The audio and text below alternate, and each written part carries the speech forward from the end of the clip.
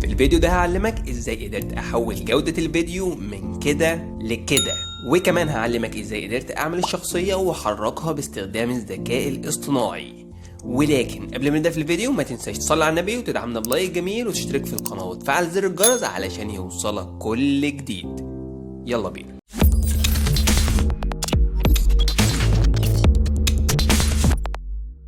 السلام عليكم، معكم طارق جاد، وزي ما سمعت كده في مقدمة الفيديو النهارده جاي اعلمك ازاي تزود جودة الفيديو الخاص بيك باستخدام الذكاء الاصطناعي بطريقة سهلة وبسيطة جدا جدا. ولكن قبل ما ندخل في الشرح ده عايز بس اديك هدية بسيطة كده، وهي ازاي بحرك الافاتار اللي انت شفته في المقدمة. السؤال ده سألت عليه اكتر من مرة، فيلا بينا نعرف ازاي انا بعمل الكلام ده. وطبعا من خلال الرابط اللي هسيبهولك اسفل الفيديو في الوصف هيدخلك على رابط التدوين الخاصة بموضوعنا النهاردة. كل اللي عليك يا صديقي هتنزل بس لاسفل التدوينة كده هتلاقي رابطين مختلفين. الرابط الاول وهو رابط الموقع اللي هنستخدمه في زيادة جودة الفيديو، والموقع التاني هو موقع مشهور جدا اسمه هيدرا، وده المسؤول عن تحريك الافاتار. موقع هيدرا والغني عن التعريف فيه ميزة وفيه عيب. الميزة اللي فيه طبعا وان هو بيدعم اللغة العربية بقوة، وبيطلع لك فيديوهات بصراحة تفاعلية وجامدة جدا مع اللغة العربية. والعيب اللي فيه ان هو بحد اقصى في الخطة المجانية بيديك 30 ثانية للفيديو الواحد.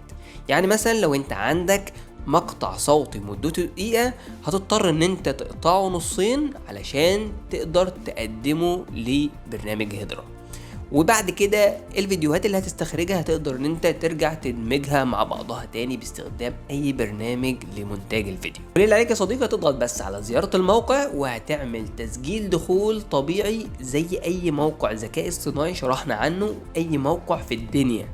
طريقة التسجيل سهلة وبسيطة جدا، وبعد ما بتسجل دخول بتبدأ تضغط على كرييت علشان يبدأ يدخلك للواجهة البسيطة دي. الواجهة دي وبكل بساطة في الخانة الأولى هنرفع الصوت أو الساوند، وفي الخانة التانية هنرفع الأفاتار الخاص بينا، وفي الخانة التالتة هنبدأ نضغط جنريت فيديو وهيبدأ يظهر لنا النتيجة النهائية في الأسفل زي ما انت شايف بالشكل ده. طبعا هنرفع الصوت ازاي؟ كل اللي عليك بس هتضغط كلمة أبلود وتبدأ تضغط دي كده هيبدأ يوجهك للجهاز الخاص بيك. هتبدأ تختار الصوت بالشكل ده وهتضغط اوبن، هيبدأ يترفع معاك زي ما انت شايف بالشكل ده. طبعا اي مزايا عايز تستخدمها لازم تعمل ابجريد للنسخة المدفوعة. طيب وفي الخانة التانية دلوقتي هنبدأ نرفع الافاتار الخاص بينا من خلال برضو الضغط على الابلود، وهنبدأ نضغط عليه وهنبدأ نختار الافاتار بالشكل ده ونضغط اوبن وهننتظر هيترفع معانا زي ما انت شايف كده. بتبدأ انت تحدد المقاسات بتاعتك زي ما انت عايز. في الاسفل عندك كده هتلاقي المقاسات بتاعة الصورة، بتضغط بالشكل ده وتبدأ تختار المقاس المناسب ليك. طبعا انا هختار 16 ل 9 بالشكل ده. وطبعا هنا حجم الشخصية او الصورة تقرب تبعد زي ما انت عايز، بتقدر ان انت تتحكم في البعد او القرب اللي انت عايز توصله.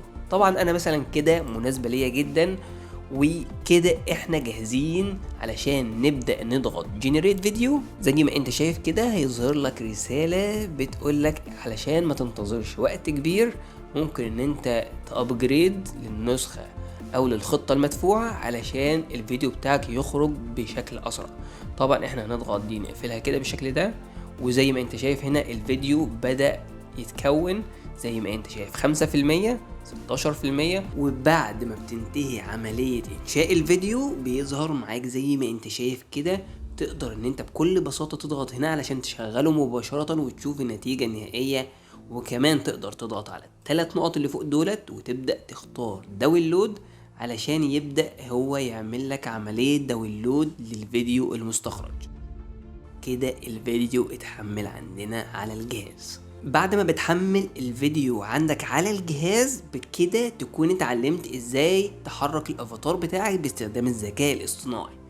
المشكلة التانية في موقع هيدرا ان هو بيحمل لك الفيديوهات دي بجودة ضعيفة.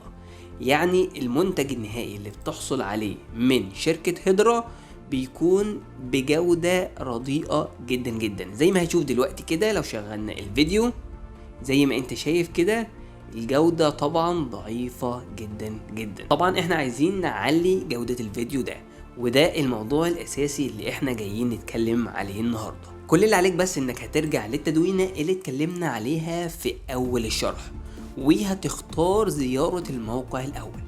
الموقع الاول ده والغني عن التعريف جدا جدا، موقع كاب كات. هتفتح معاك واجهة بالشكل ده. كل اللي عليك يا صديقي بس انك هتضغط على فور فيديوز. مجرد ما بيدخلك لواجهة فور فيديوز هيبقى عندك شوية اختيارات مختلفة جدا تقدر تختار منهم، ومن ضمن الاختيارات دي فيديو ابسكيلر، يعني زيادة جودة الفيديو. طبعا هنضغط عليها بالشكل ده. وطبعا لو انت مش مسجل دخول برضو تقدر ان انت تسجل بكل سهولة، مش محتاجين ان احنا نكبر الفيديو علشان نشرح طريقة التسجيل، يعني تسجيل سهل وبسيط جدا. طبعا بمجرد ما بتدخل للواجهة دي كل اللي عليك هتضغط على زر ابلود علشان تبدأ ترفع الفيديو الخاص بيك اللي انت عايز تزود الجودة بتاعته. طبعا انا هختار الفيديو بالشكل ده وهبدأ اضغط اوبن، هيبدأ يترفع هنا. وزي ما انت شايف كده علامة التحميل دي اول ما تختفي يبقى كده الفيديو اترفع بنجاح.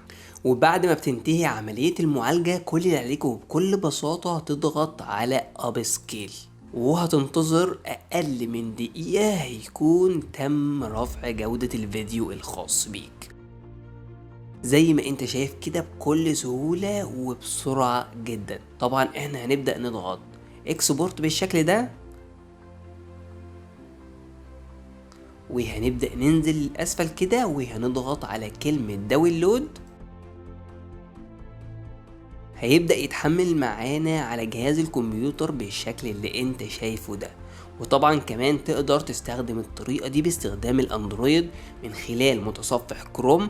بتعمل واجهة كمبيوتر داخل المتصفح وتبدأ تعمل كل الخطوات زي ما احنا عملناها بالتفصيل. وزي ما انت ملاحظ كده بالظبط الفرق بين الفيديوهين، لو احنا شغلنا بالشكل ده وكمان شغلنا هنا زي ما انت ملاحظ، بص هنا كده شوف جودة الفيديو وشوف هنا جودة الفيديو عاملة ازاي.